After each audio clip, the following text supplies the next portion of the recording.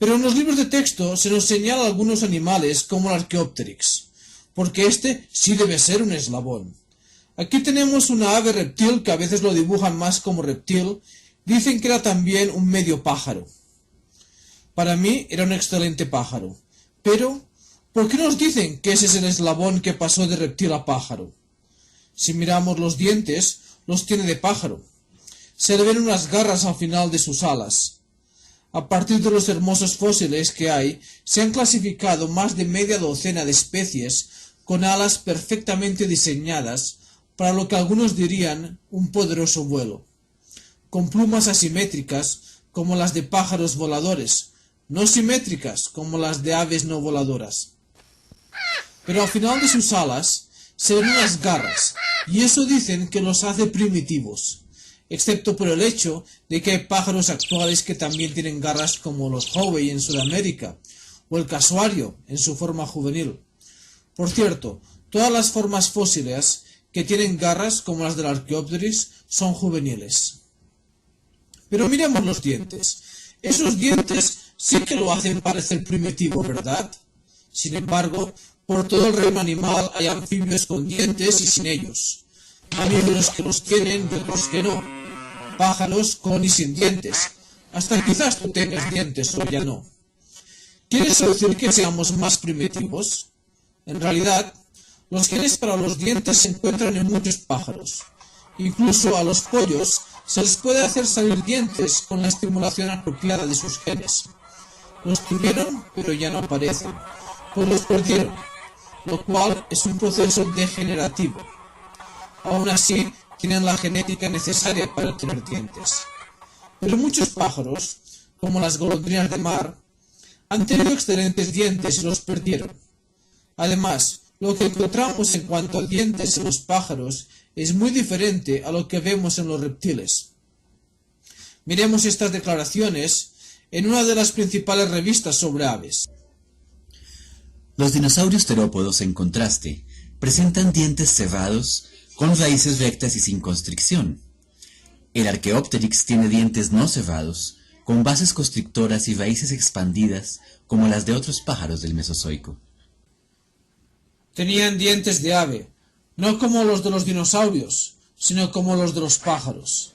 Y para rematar, se hizo un descubrimiento en el oeste de Texas, reportado en Nature, según el cual se han encontrado restos de fósiles 75 millones de años más viejos que el Archaeopteryx, que se afirma son de 2 pájaros del tamaño de cuervos. No me trago lo de los millones de años, pero sigámosles el juego y veamos a dónde nos lleva. Si esto es así, entonces están en graves problemas, pues se trata de un pájaro como los de hoy en día, según la revista Nature, que es muchísimo más antiguo que el Archaeopteryx, según sus cálculos. Pero si dicen que el Archaeopteryx es el ancestro de las aves, ¿cómo es que según este descubrimiento aparecieron pájaros antes de él?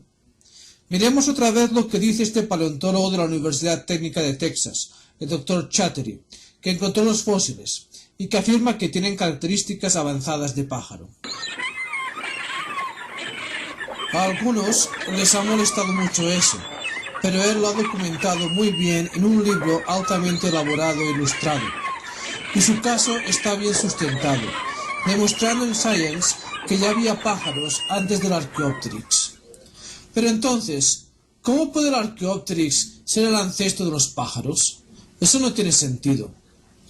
Otros han llegado a la conclusión de que no son tan similares.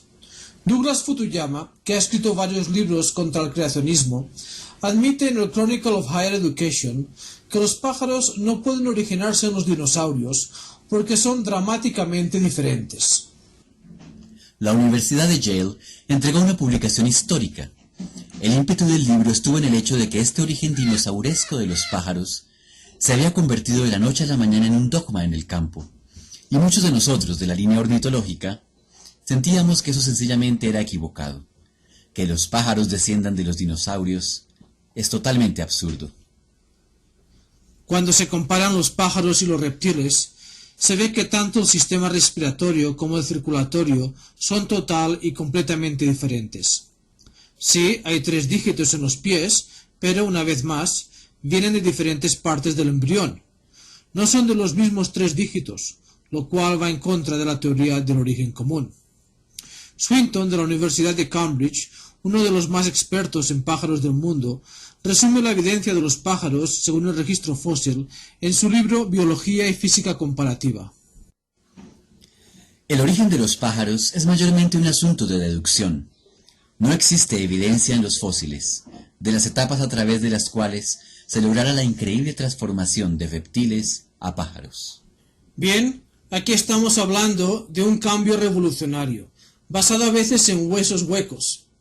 Hablamos de que tienen estructuras óseas huecas muy complejas en sus alas, que permiten que los pájaros respiren, inhalando y expulsando el aire constantemente a través de las mismas. Necesitan y tienen un sistema respiratorio muy eficiente. Y como necesitan un flujo sanguíneo rápido, tienen un corazón completamente diferente al de los reptiles. Tendría que haber ocurrido una transformación radical y revolucionaria. ¿Y cuánta evidencia hay de este dramático cambio en el registro fósil? Según los expertos, ni una.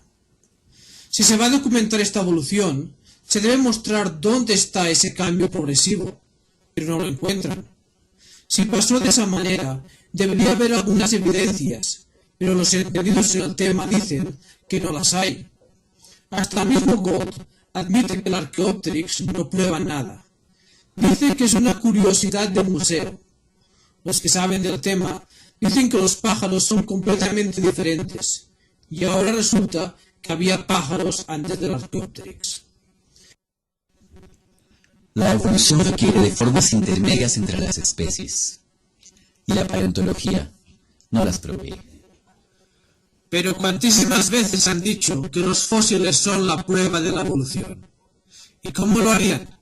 Pues mostrando formas intermedias que van de una forma u otra. Pues no, los expertos, escribiendo en el periódico Evolution, dicen que la paleontología no los provee.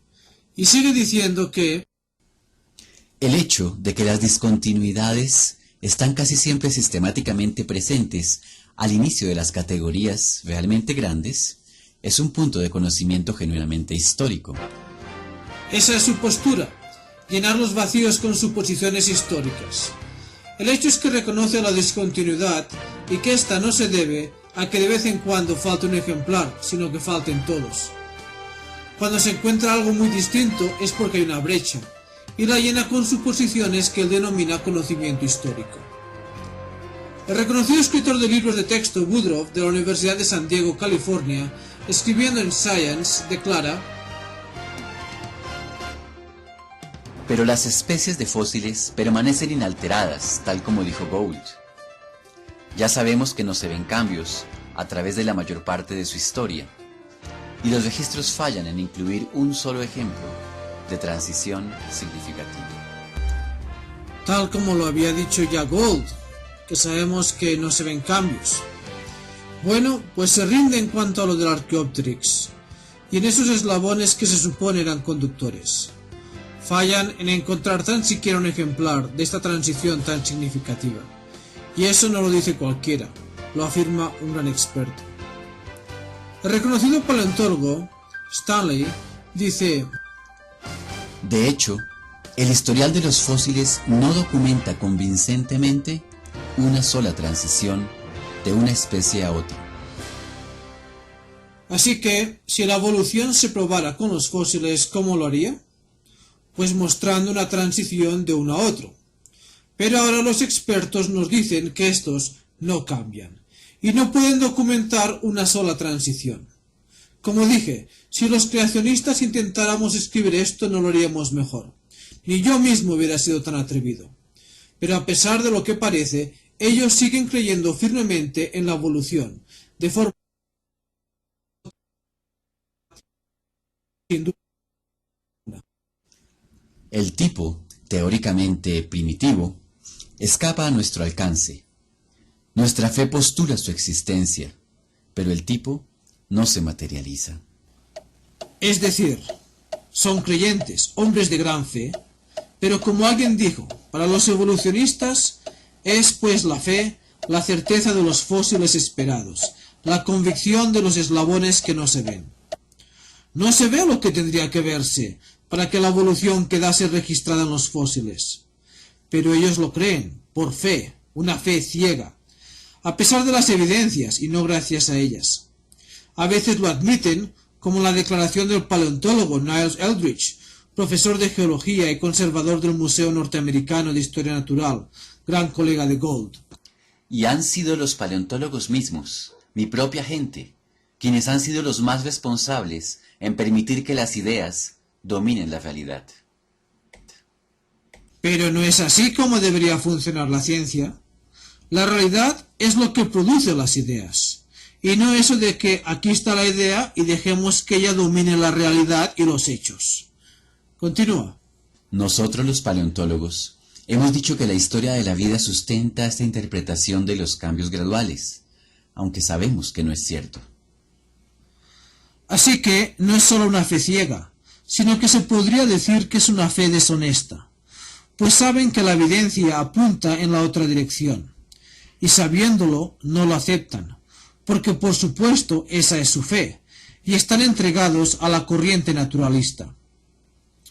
Uno de los motivos por los que algunos de ellos están dispuestos a hacer estos sorprendentes reconocimientos de la verdad es porque creen tener una respuesta alternativa. Alegan ante el tipo de evidencia que hemos documentado, proveniente de los mismos expertos evolucionistas, que la respuesta está en los llamados equilibrios puntuales, o puntualismo o saltacionismo. Wow, impresionante, ¿no?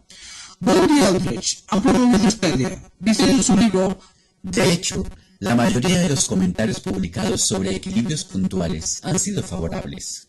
Nos complace especialmente que ahora varios paleontólogos afirman con orgullo y confianza biológica una conclusión que anteriormente había sido simplemente vergonzosa. pues ahora ya pueden estar orgullosos. Antes se avergonzaban. ¿Y qué era lo vergonzoso? En sus propias palabras. Todos estos años de trabajo y no he encontrado nada de evolución.